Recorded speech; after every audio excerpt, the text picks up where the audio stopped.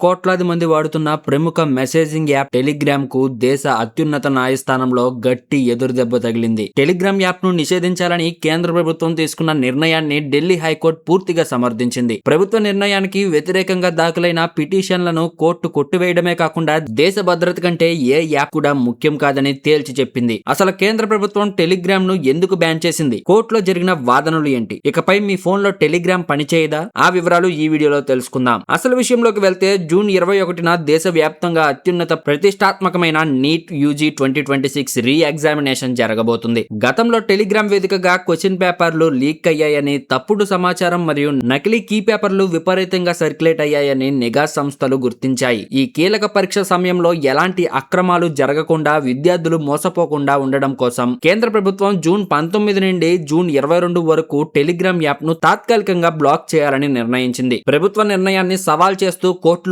Petition దాఖలు కాగా Delhi high court విద్యార్థుల భవిష్యత్తును, దేశ భద్రతను దృష్టిలో ఉంచుకుని కేంద్ర నిర్ణయానికే జయకొట్టింది. కోర్టు తీర్పు ప్రకారం జూన్ 22, 2026 తర్వాత టెలిగ్రామ్ యాప్ సర్వీసులు భారతదేశంలో మళ్లీ ఎప్పటిలాగా యథావిధిగా అందుబాటులోకి వస్తాయి. యూజర్లు కంగారు పడాల్సిన అవసరం లేదు. అయితే ఇక్కడ కోర్టు మరో కీలక ఆదేశం ఇచ్చింది. టెలిగ్రామ్ లో మెసేజ్ పంపిన తర్వాత దాన్ని మార్చేందుకు ఉపయోగపడే మెసేజ్ ఎడిటింగ్ ఫీచర్ పై మాత్రం జూన్ 30 వరకు ఆంక్షలు కొనసాగుతాయి. ఎందుకంటే నేరగాళ్లు తప్పుడు సమాచారాన్ని పంపి ఆ తర్వాత దాన్ని ఎడిట్ చేసి తప్పించుకుంటున్నారు. అందుకే ఈ ఫీచర్ ని మరికొన్ని రోజులు నిలిపివేయాలని కోర్టు స్పష్టం చేసింది. టెలిగ్రామ్ ఇండియాలో పర్మనెంట్ గా బ్యాన్ అవ్వలేదు. కేవలం నీట్ ఎగ్జామ్ పారదర్శకంగా జరగడం కోసమే ఈ 3 రోజులు తాత్కాలికంగా బంద్ అయింది. కేంద్ర ప్రభుత్వం మరియు ఢిల్లీ హైకోర్టు తీసుకున్న ఈ కీలక నిర్ణయంపై మీ అభిప్రాయం ఏంటి? కింద కామెంట్ సెక్షన్ లో తెలపండి.